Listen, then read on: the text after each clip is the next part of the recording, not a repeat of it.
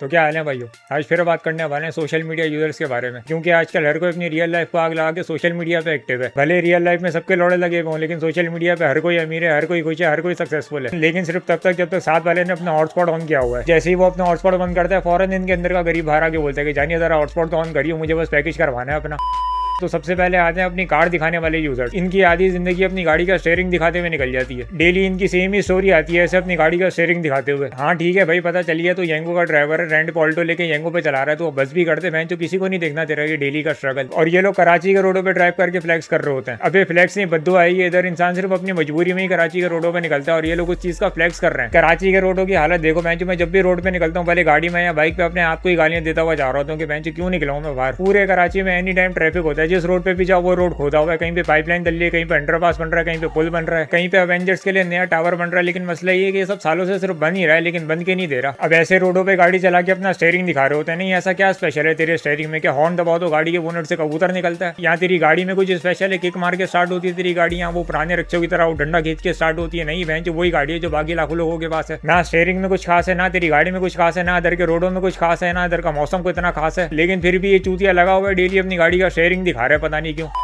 और फिर आते हैं लेट रिप्लाई करने वाले यूजर। ये बेचारे अभी तक उसी टाइम में फंसे हुए हैं जिस टाइम पे वो नोकिया वाले फोन आते थे, जिसमें हम पैकेज करवा के एक दूसरे को एसएमएस किया करते थे। वो कीपैड पे पहले टक टक टक करके मैसेज टाइप करते थे, फिर सेंड का बटन दबाते थे तो लिफाफा बना हुआ आता था, लिफाफे में पैक होकर मैसेज फिर फोन से निकलता था। और फोन से निकल के जाता हुआ भी नजर आता था कि स्लो स्लो जा रहा है कहीं। और जिसके पास मैसेज आ रहा होता था उसको भी आने से पहले ही पता चल जाता था कि कुछ तो आ रहा है। आसपास के स्पीकर में से आवाज आने लगती थी, उसके थोड़ी देर बाद मैसेज आता था। लेकिन अब टेक्नोलॉजी एडवांस हो गई है, टाइप करने से पहले ही पता चल जाता है कि मैसेज डिलीवर हो गया, सीन हो गया, सामने वाला टाइपिंग कर रहा है, टाइपिंग करते हुए अपनी नाक मंगली कर रहा है, सब कुछ पता चल जाता है। अब इतनी एडवांस हो गई चैट। और जब इतने सारे फीचर्स डालने के बाद वो चैट जब हमारे हाथ में आई तो हमारे पास उसमें डालने के लिए कुछ था नहीं, तो हमने अपना ईगो चैट में डाल दिया। अब लेट रिप्लाई करके लोग अपने ईगो को सेटिस्फाई कर रहे होते हैं। अबे मेरे लौड़े पे चढ़ गया तुम्हारा ऐसा ईगो जो इतनी छोटी सी चीज से सेटिस्फाई हो जाता है। साला इधर हम पता नहीं क्या क्या करके बैठे हुए, लेकिन फिर भी जब सोने जा रहा होता तो मेरा ईगो मेरे कान में आगे बोलते कि क्या लौड़े का कंटेंट क्रिएटर है तुझे 2-2 महीने में एक वीडियो डालता है। लेकिन तुम्हारा सही है, इतना सा मेरी झांड के बाल से भी छोटा ईगो है तुम्हारा, जो इतनी सी चीज से सेटिस्फाई हो जाता है। अब जो भी तुम्हें लेट रिप्लाई करे ना, तो उसको ये वाली वीडियो भेज देना और शेयर कर देना। वीडियो में पहले बता रहा हूँ, ईगो बीच में ही आना चाहिए तुम्हारा।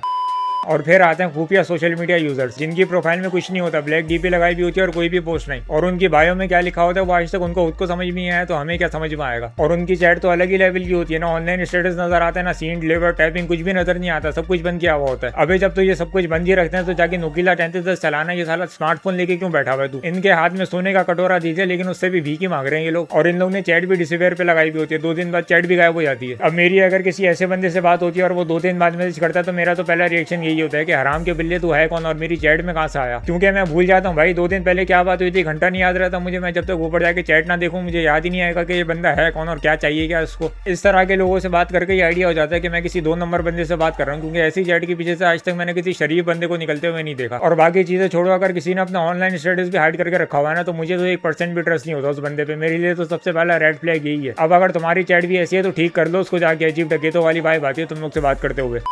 और फिर आते हैं सोशल मीडिया के सेल्समैन। आजकल हर कंटेंट क्रिएटर सोशल मीडिया पे सेल्समैन बना हुआ है, फ्री के सामान के चक्कर में पता नहीं क्या क्या बेच रहा है। जैसे ये फूड ब्लॉगर फ्री के खाने के चक्कर में हर रेस्टोरेंट की जाके तारीफें कर रहे होते हैं, वैसे ही आजकल हर कंटेंट क्रिएटर पीआर के नाम पे यही कर रहा है। किसी के भी हाथ में कोई भी प्रोडक्ट और थोड़े से पैसे दे दो और फिर देखो 2 मिनट में वो कंटेंट क्रिएटर सेल्समैन बन जाता है। अब मुझसे भी बहुत लोग पूछते हैं कि भाई तू कोई स्पॉन्सर या किसी चीज की प्रमोशन क्यों नहीं करता? तो सिंपल सी बात है भाई, मैं कंटेंट क्रिएटर हूँ, सेल्समैन थोड़ी हूँ। मैं इधर अपना कंटेंट बनाने के लिए बैठा हूँ या दूसरों की चीजें बेचने के लिए बैठा हूँ? और मैं इधर अपनी प्रमोशन नहीं कर रहा, 1-1 2-2 महीने बाद तो मैं अपनी वीडियो तो किसी और की क्या प्रमोशन करूंगा मैं। और कंटेंट क्रिएटर छोड़ो, आजकल हर किसी ने अपनी प्रोफाइल में लिखा होता है कि डीएम फॉर प्रमोशन। अबे 1000 फॉलोवर हैं तेरे, वो भी तूने खरीद के लगाए हैं, तुझे खुद प्रमोशन की जरूरत है, किसी और की क्या प्रमोशन करेगा तू? अब शुरू में मैंने भी ये प्रमोशन किए हैं। अब ऐसा नहीं है कि मेरे बहुत भारी हैं, बहुत पैसा है मेरे पास इसलिए प्रमोशन नहीं करता। भाई हूँ तो मैं भी कंगला ही, लेकिन प्रमोशन तो उस चीज की करूंगा ना जो चीज मुझे पसंद आएगी। अब इतना भी कंगला नहीं हूँ कि पैसों के लिए किसी भी चीज की झूठी तारीफें करने लग जाऊँ। अब मेरा यही मसला है, मुझे कोई चीज पसंद ही नहीं आती इतनी आसानी से, इसलिए तो मैंने शादी नहीं की अभी तक।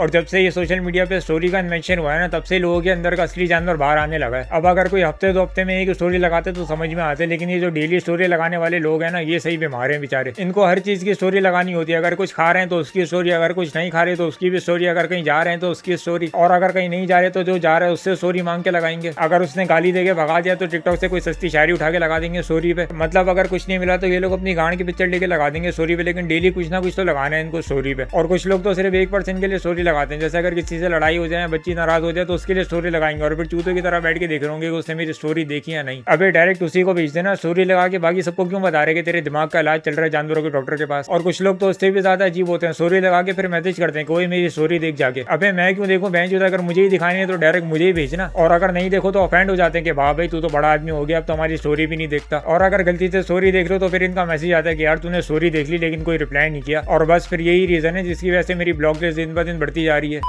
और अब तो वैलेंटाइन डे आ रहा है, पूरा आसमान खाली होने वाले, क्योंकि सारे आशिक चांद सितारे तोड़ के तो अपनी निब्बी को देने वाले हैं। अगर वहां तक पहुंचने के लिए किसी आशिक को रॉकेट की जरूरत हो तो मेरे पास आ जाना। और सिंगल लोगों का सही है, अगर कोई मिल गया तो वैलेंटाइन डे, अगर कोई नहीं मिला तो नहीं, ये वैलेंटाइन डे हराम होता है, हम नहीं मनाते। और वैसे मुझे भी अपनी गर्लफ्रेंड के लिए वैलेंटाइन डे का गिफ्ट लेना है यार, तो अगर किसी को कोई अच्छी जगह पता है तो बता दे जहाँ से गर्लफ्रेंड मिल जाए।